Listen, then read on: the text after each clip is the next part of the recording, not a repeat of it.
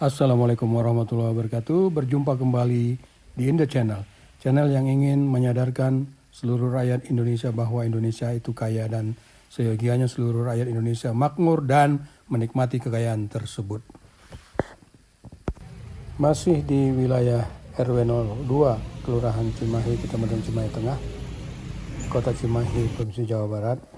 In The Channel melakukan pemantauan atau tinjauan langsung ke kebun anggur yang ditanam oleh sekelompok ibu-ibu yang sangat kreatif di gang yang relatif sempit. Gang ini relatif panjang, namun dengan adanya kegiatan penanaman ini, gang ini jadi tertutup atau memiliki peneduh, di mana di atas rambatan anggur dipasang atap yang memang menjadi naungan dari tanaman anggur itu sendiri. Dan akibatnya adalah tanaman anggur ini subur, meskipun pada saat kunjungan ini sedang tidak panen, sedang proses pruning yang diharapkan dalam 3 bulan ke depan insya Allah tanaman ini akan dapat dipanen kembali. Satu hal yang penting dari kegiatan ini adalah ini menginspirasi banyak pihak bahwa ternyata pemanfaatan lahan sempit itu memang dapat dilakukan selama kreativitas dan ada keinginan kuat untuk mengoptimalkan penggunaannya sebagaimana yang di RW 2 ini. Salam. Dengan Pak Diki. Pak Diki yang mengelola ini ya, Iya, Pak. semacam apa namanya, ketua kelompok gitu atau gimana? Saya lebih ke orang lapangan aja, Pak. Oh, orang Iya. lapangan, ya. Ya Pak, saya tertarik terkesan ini dengan keberadaan kebun anggur ini ya. Siap. Di mana saya lihat prinsipnya adalah memanfaatkan ruang yang relatif sempit ya. Iya, Pak. Kemudian dioptimalkan untuk menghasilkan sesuatu gitu ya. Betul. Boleh dijelaskan Pak, ini kapan mulai di ini dan bagaimana dulu mulainya? Maksud saya apa idenya bagaimana sehingga tiba-tiba jadi kebun gitu? Siap. Ya. Terima kasih Pak Jainul, Jainul ya. ya, betul. Pak Jainul. Ya. Ini kurang lebih latar belakang adanya Kampung Anggur Cimahi ini. Ya. Kurang lebihnya berapa ya? 2 tahun ke belakang lah ya. Oke. 2 tahun ke belakang. Bergeraknya sih sebetulnya dari kita ngobrol-ngobrol sama ketua RT ya Pak ya. Iya. Kita ngobrol-ngobrol pada saat itu lagi COVID Pak. Iya. Lagi COVID. Kita ngapain nih gitu kan. Nah, udah gitu tuh sempet ke beberapa bisnisan-bisnisan Pak ya. Oh iya. Misalkan kita mau jualan roti lah, kita mau bikin hidroponik lah, Iya. ternak ikan lah gitu Oke, ya. oke. Nah, udah gitu singkatnya nih, singkat cerita, 2 tahun ke belakang itu ada kakaknya dari Pak RT. Oh, oke. Beliau yang ahli pertanian, Pak. Oh iya, iya. Beliau pembina kami di sini Oh, gitu baik, ya. baik. Nah, beliau lagi ke anggur. Minatnya ke anggur ya? Minatnya ke anggur Siap, gitu. Nah, maka dari itu kita belajar. Iya. Udah gitu kita nanam-nanam sedikit-sedikit. Nah, Nah, singkatnya pada saat kita lebih serius ya, pada iya. saat ada dorongan dari pihak Pemkot Cimahi. Oh, jadi pemerintah Khususnya juga mendorong ya? iya, Dinas Pertanian Kota Dinas Cimahi, Pak. Pertanian. Iya. Ya. Nah, pada saat itu alhamdulillah kami dibantu untuk pembangunan ini, Pak. Oh, Greenhouse jadi ini, Pak. iya. Gitu. Nah, kami pun menceritakan ya, kami bermaksud, bertujuan ingin misalkan pemberdayaan ke masyarakat, Betul. gitu ya Pak ya, lewat misalkan menanam budidaya anggur, Oke. gitu. Nah, beliau support, terus kan dari pihak PPL ya Pak ya, penyuluh Pertanian pertaniannya, lapangan ya. turun ke lapangan langsung, kita nanam, kolaborasi sama mereka, gitu. Iya. Alhamdulillah singkatnya kurang lebih 1 tahun waktu itu ya. 1 tahun ini dipanenlah sama PJ Wali Kota Cimahi Pak. Oh. Waktu itu Pak Dik Pak kalau nggak salah Dik-Dik, ya, Pak oke, Dik. siap, siap, Nah, siap. beserta jajarannya beliau ke Iya, sini, panenlah semua iya, gitu. Nah, dari situ Pak, alhamdulillah iya, selang 1 bulan ya, selang iya. 1 bulan. Nah, banyak tamu yang pada datang ke sini Ke Pak. sini, oke. Nah, Jadi sudah pernah panen berarti ya, Pak ya? ini udah Udah berapa berapa kali kali ya? Pak? Oh. Iya. Nah, kalau lihat konsepnya menurut saya cukup bagus ya. Artinya kan Siap. ingin memanfaatkan lahan yang katakanlah nganggur lah ya. Oke. Meskipun mungkin tidak terlalu luas ya kan, tapi bagaimana mengoptimalkan kan begitu Iya, kan. betul. Nah, itu sudah banyak nggak di Kota Cimahi khususnya yang meniru atau yang mencoba memulai seperti ini juga? Nah, saya bekerja sama dengan penyuluh Dinas Pertanian Kota Cimahi ya Pak ya. Iya. Bisa disebutkan ini ada program Program, ya. Jadi kalau misalkan beli bibit di sini eh, kita gratis konsultasi Pak. Oh, jadi misalnya ada RT, ini kan RT 2, RW 2, Kelurahan Cimahi, Cimahi. Kota Cimahi ya, Jawa Barat. Jadi bagi mereka-mereka terutama di Kota Cimahi yang mau mencoba membudidayakan anggur seperti ini Ya. dengan memanfaatkan ruang yang relatif relatif sempit ya. Siap, siap. Itu nanti kalau mereka beli benih di sini, Ya. tim dari sini juga ikut membina mereka gitu ya. Betul, Sampai Pak. mereka jadilah kira-kira Iya, begitu ya. iya. Karena di sini sudah ada sukses yang pernah terjadi kan begitu kan. Siap, Ada siap.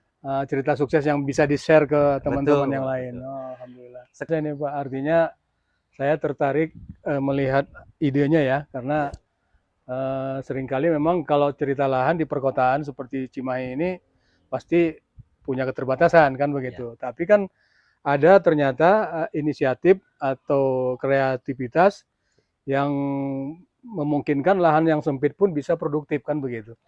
Sejauh ini udah berapa ini Pak? Kalau mau disebut besaran gitu, apa bobot, misalnya sudah berapa kali panen, lalu sudah dapat berapa kilo atau berapa kintal misalnya gitu, Siap, Pak. ada ceritanya nggak? Ini paling kisaran panen kurang lebihnya 3 kilo per Oh, pohon, Pak. per Per pohon. pohon.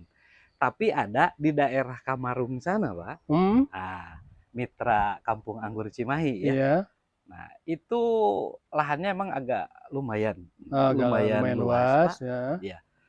Beliau bisa menghasilkan nyampe 10 kilo per pohon, Pak. Alhamdulillah. Oh, berarti cukup ini ya, produktif ya. Ya Pak Diki, terima kasih ini udah memberikan ini Sama-sama, Pak. pemahaman Sama-sama. tentang apa namanya kebun anggur.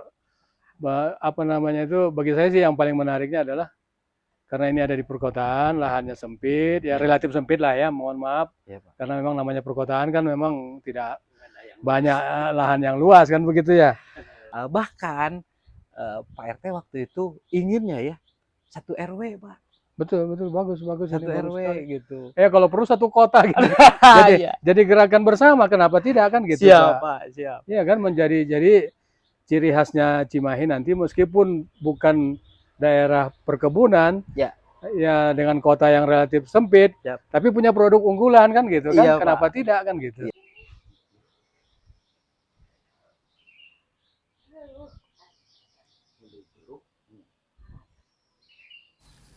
Selain kebun anggur yang merupakan hasil kreativitas dari ibu-ibu yang termasuk dalam kelompok wanita tani di lingkungan RT 02 RW 02, juga terdapat pengrajin tempe yang berada di RT 07 RW 02 Kelurahan Cimahi.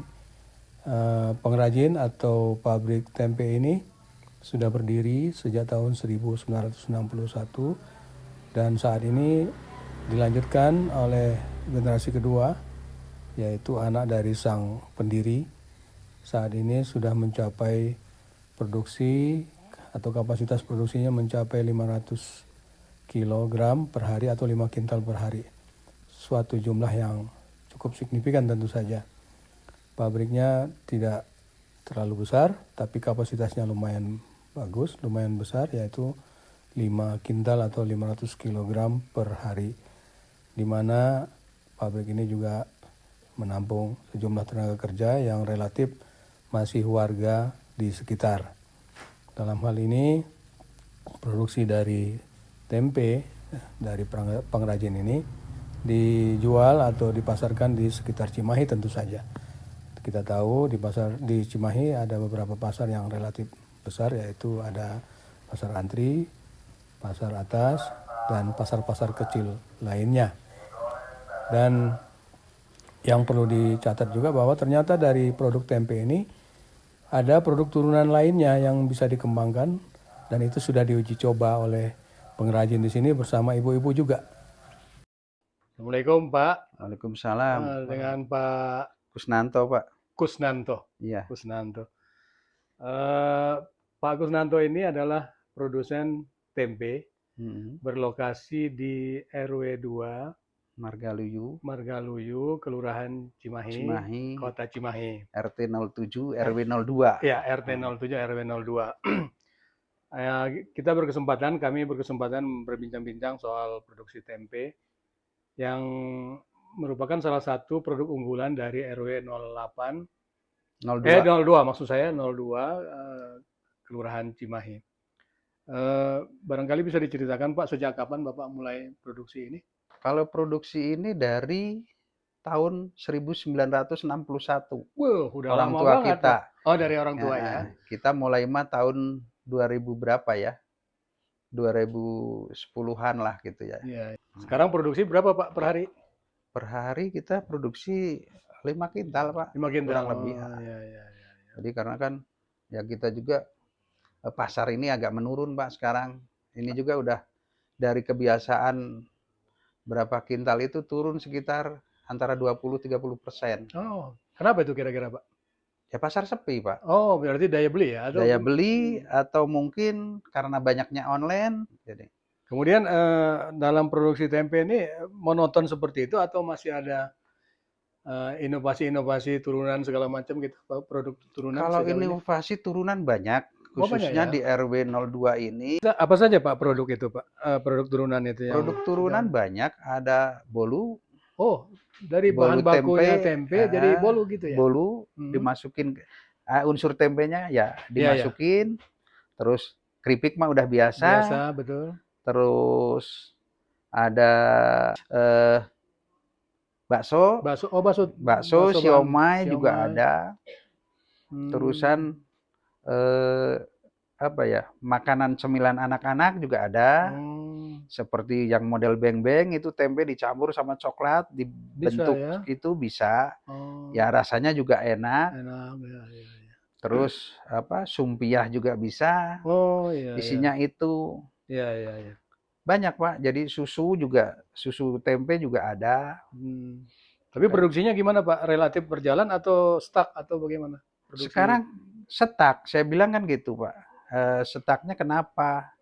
Karena di warga masyarakat itu kan kalau kita bikin produksi harus ada hasil, Pak. Oh iya, betul. Nah, sekarang kan kita baru produksi, market belum mengenal, kan gitu. Nah, ini harus ada campur tangan dari pemerintah daerah dalam artian harus bikin gitu loh. Untuk UMKM seluruh Cimahi dikelola, disatukan di satu tempat. Kan di Cimahi ini banyak, Pak. Ada keripik, ada telur, ada singkong, ada apa kan gitu. Iya. Banyak sebetulnya sama UMKM tuh, cuma ya kita untuk marketnya di mana kan. Jadi ya kendalanya kan? Nah kendalanya kalau kita disimpan di satu tempat, sedangkan tempat itu mungkin kan harus luas, harus bagaimana kan gitu. Ya. Dan namanya orang beli oleh-oleh kan nggak mungkin kalau hanya 1-2 mobil kan nggak mungkin. Ya, harus paling nggak berapa tempatnya harus luas kan gitu. Ya. Itu yang udah jadi kudu harus jadi pemikiran di situ, Pak. Jadi nggak bisa kita yang seideal itu belum bisa gitu. Belum bisa, bukan nggak bisa, Pak. Belum bisa. Dari tempe ini bisa diolah ini kan dibikin sambal juga bisa, bikin apa bisa. Karena sambal tempe juga enak kan, Pak. Iya. Cuma orang karena belum berkembang, belum dikenal, jadi kita ya gitu aja adem-adem aja. Gitu, Pak. Kesimpulannya inovasi di bidang itu sebetulnya terus berjalan, hanya kendalanya memang di pemasaran ini masih ada inilah ya. Kemarin udah dicoba untuk marketnya juga sama pemerintah juga ya dimodalin untuk nyewa toko dan apa, tapi ya lakunya kurang karena orang kan belum kenal. Belum kenal ya. Nah ini untuk memperkenalkan ini yang sulitnya kan gitu. Betul. Butuh ada momen ini ya, banyak promosi. digarap oleh ibu-ibu di RW 02 ini kan gitu. Iya. Nah, mereka juga udah antusias kan kemarin. Ya Iya, dibikin kue apa. Ya udah berhasil, cuma ya itu tadi kembali ke market. Baik. Market belum berhasil sebagus yang lain lah gitu ya. Iya. Saya kira ini suatu inovasi yang cukup bagus ya. Iya. Dari produk tempe ternyata masih bisa diturunkan menjadi Pak. produk-produk yang bernilai dan juga rasanya juga tidak kalah enak gitu ya. Tidak kalah enak. Gitu Pak. Kemudian kalau produksi tempenya sendiri Pak, ada kendala-kendala nggak yang dihadapi sejauh ini? Kalau kita kendala, saya kira nggak begitu Pak ya. Nggak begitu ya. Cuma kita karena kita usaha di Indonesia, di Cimahi ini, kita harga bahan baku kita harus ngikut Amerika berdasarkan dolar. Karena bahannya masih impor semua ya Pak ya. Makanya saya pernah bilang Pak, rakyat Indonesia yang disebut UMKM atau masyarakat bawah, masyarakat kecil, itu bisa ngempanin negara adidaya. Ya kan? Iya. Nah, kenapa kok nggak bisa ngasih ekonomi ke adidaya? Karena kedelai saya beli dari sana Pak kita. Jadi pertanian mereka Bapak yang beli itunya ya, produknya. Kan harusnya kalau beli dari petani kita mungkin lebih fresh. Mestinya atau lebih apa ya, harusnya. Tapi ya itulah. Sampai saat ini masih keadaannya belum ya. Masih belum karena ketersediaan di kita juga yang ya paling kan 50 tumbak, 100 tumbak, kalau di sana udah ribuan hektar. Kan gitu, ratusan ribu hektar. Belum lagi teknologinya ya Pak. Teknologi dan sebagainya gitu kan. Kita teknologi mampu Pak, tapi kan pembiayaannya siapa yang mau ngebiayain? Lagi-lagi berarti butuh intervensi dari pemerintah ya, dukungan dari pemerintah. Pemerintah harus turun tangan. Harus turun tangan. Termasuk Bulog dan sebagainya itu harus turun tangan untuk menangani ini. Karena kita juga ya yang namanya gimana ya, campur tangan pemerintah harus ada karena ini kan warga negara beliau ini kan gitu Pak. Kita tuh warga negara ya. Kita warga negara mah ya seadanya. Makanya tempe yang udah biasa payu 7.000 ya 7.000 gitu aja Pak. Penting untuk anak istri ada lah kan gitu. Untuk keluarga kita ada dan bisa lancar tiap hari kan gitu. Iya. Ya Pak, ini terima kasih ini informasinya. Saya pikir ini salah satu produk unggulan dan ya tadi itu yang saya kagum ya ternyata tempe yang selama ini diketahui oleh masyarakat kita hanyalah makanan biasa harian ya. Dan kalau disebutkan mental tempe Pak, kalau mental tempe sebetulnya pinter-pinter Pak, dalam artian gini, sekarang anak tukang tempe udah banyak yang jadi dokter, sarjana hukum banyak, dokter Andes banyak gitu. Ya. Karena makan tempe tempe salah satu protein nabati tertinggi ya, kata betul. Profesor dari Unpad itu dicek ahli pakarnya itu memang udah bagus daripada makan daging mending makan tempe atau tahu kan gitu Pak. Jadi makanan yang murah tapi proteinnya mencukupi untuk kebutuhan sehari-hari. Nah ini kan udah luar biasa sebetulnya kita tuh. Dan itu sejarah tempe ini bukan sekarang aja, zaman Majapahit juga udah ada tempe, zaman Belanda kesini udah ada tempe kan di literatur yang lain itu. Belum siapa penemu tempe nggak ada Pak, belum ditemukan. Belum pernah ketemu ya. Belum literaturnya belum nemu. Belum pernah nemu ya. Gitu. Tapi kesimpulannya kalau kedelai sebagai bahan baku tempe sesungguhnya bukan kita tidak mampu menemukannya, hanya belum dapat dukungan yang memadai belum Pak. Jadi kita negara agraris tapi ketinggalan di bidang agraris kan. Itu kan agak ironi ya Pak. Mudah-mudahan ke depan kan ada campur tangan pemerintah minimal sekarang dari bahan pokok beras, jagung. Nah, mudah-mudahan nanti kedelai bisa kan. Bisa tumpang sari dan sebagainya kan. Tinggal ya mungkin bapak-bapak yang di atas yang harus mikirin kan gitu. Iya, betul. Kita mah ngikut aja. Artinya kalau selama ini didengung-dengungkan bahwa tempe nggak tumbuh di Indonesia itu nggak benar ya Pak ya? Enggak Pak. Enggak ya? Enggak. Bisa ya? Malah orang luar negeri sekarang di Inggris. Maksud saya kedelai bukan tempe, kedelai. Kedelai itu tumbuh Pak, dicoba di Garut juga udah pernah Oh, udah tumbuh. pernah tumbuh ya. Teman-teman kita cuma kan pasca panennya Panennya? kita nggak masuk open. Oh, oke. Kalau di sana kan begitu pasca panen Di open open dulu, langsung dikondisikan ya. pengapalan langsung ekspor. Oh, iya, iya. Itu Pak. Jadi itu soal teknologi aja berarti Pak ya. Teknologi Pak. Dan Teknologi teknologi dan butuh modal. investasi kan gitu kan. Investasinya besar kan Iya, gitu. betul betul. Dalam hal ini pemerintah Hmm. perlu terjun kan begitu ya Pak Harus ya. penanganannya memang ya rumit lah gitu Iya, ya. iya, iya. Tapi kok mereka model Amerika gitu importir itu bisa menyediakan kedelai segitu, komoditas kedelai itu segitu banyak kok bisa kan gitu. Iya, betul betul. Kita ratusan ribu ton per bulannya Per bulannya ya Pak ya, se-Indonesia itu ya. seluruh Indonesia. Luar biasa. Kalau Kota Cimahi sendiri konsumsi kedelainya berapa Pak? Konsumsi kedelai di Cimahi kurang lebih nyampe kayaknya kurang lebih nih Pak Iya, ya, iya, tapi iya. udah nggak bisa Iya, iya. ini kan sekitar 100 ton lebih Sebulan ya? Luar sebulan. biasa ya. Berarti Itu dari saya cek itu baru dari tukang tempe aja, belum ke ya. tahu. Oh, itu baru Nah, tempe gitu, aja baru ya? tempe aja. Tahu Oh, sementara tahu juga bahan bakunya banyak kan tahu mah kedelai. kan sampai habis 2 kintal, 3 kintal, 4 kintal, ada yang Oh, 1 ton kan gitu. iya, iya, iya. Banyak. Iya, iya.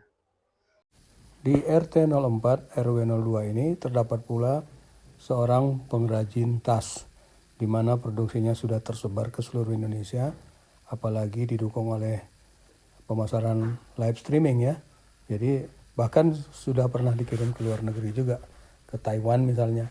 Sehingga tas ini sudah sangat populer dan memang tas ini fungsional terutama untuk anak-anak atau murid-murid sekolah SD, SMP, dan seterusnya.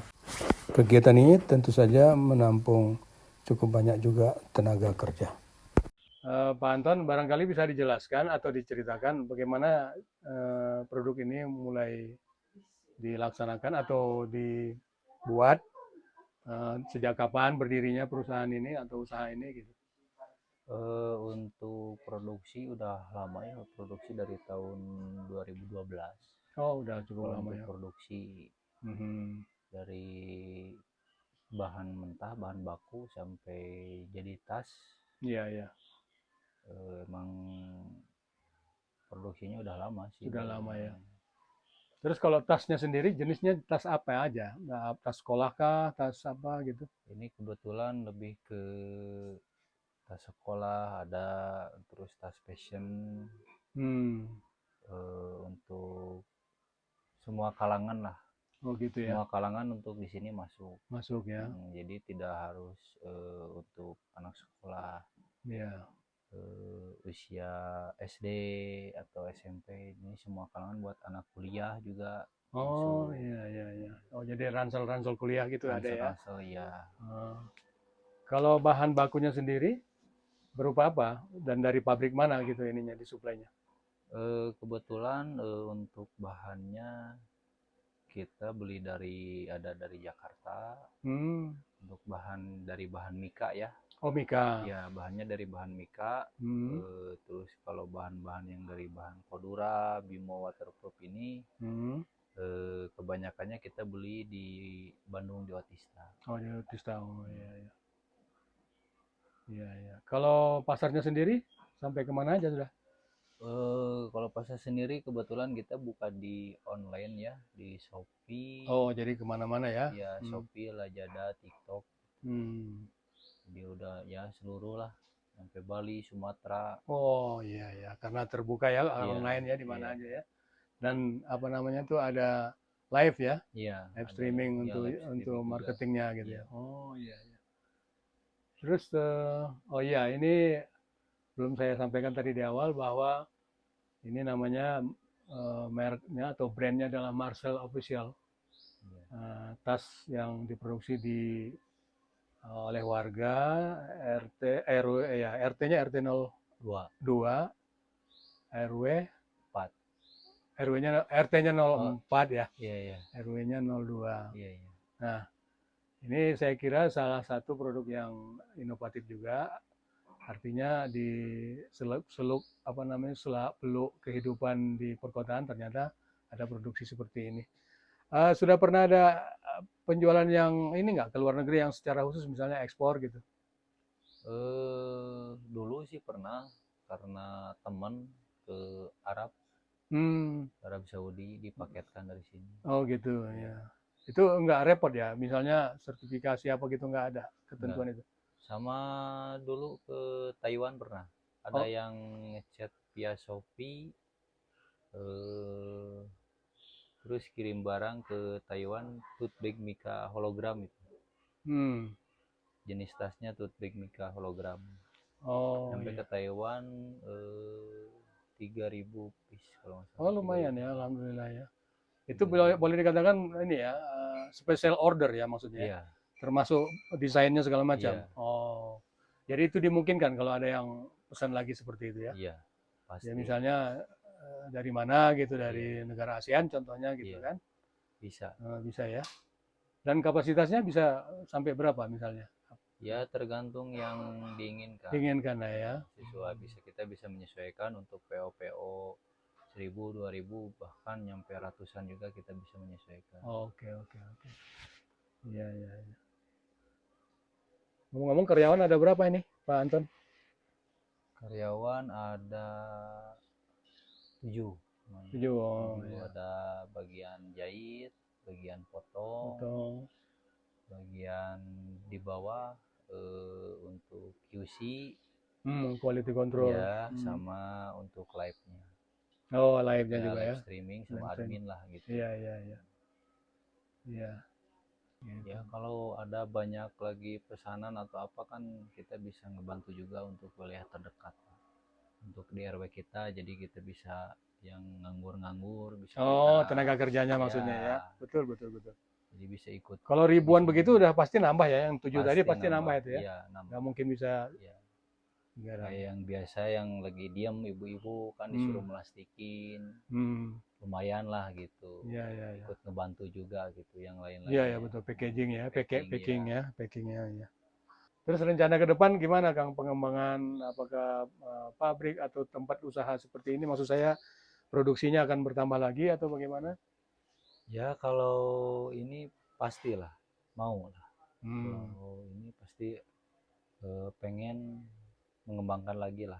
oke. Pokoknya untuk custom Bisa bisa ya, lah. bisa Untuk ya. custom. Pengen bikin tas apapun kita dibikinkan. Iya. Kalau dari sisi, maaf nih, permodalan dukungannya dari perbankan atau dana sendiri atau gimana? Kita dana sendiri, Pak. Oh, dana sendiri, alhamdulillah. Ya, ya. Belum menggantungkan diri ke perbankan ya, belum. Ya, ya. Jadi yang ada kita golangin dulu aja ini. Kalau di online kan minimal nyetok itu 50 sampai 100 lah. Oh, Sampai gitu. 500 itu juga bisa. Per hari itu? Enggak, kalau stoknya. Stoknya, oh. Sehari paling nyampe 50 piece. Penjualan. Ya, kalau lagi ada event-event nyampe di 300. Iya, iya, iya. Event-event tertentu lah. Iya, iya, iya. Secara keseluruhan produk ini berapa jenis atau berapa item? Ada 50 sampai 60 produk kan. Kalau 60 produk 60 ya. Produk. Mulai dari ukuran yang besar, Besar, sampai yang kecil gitu ya.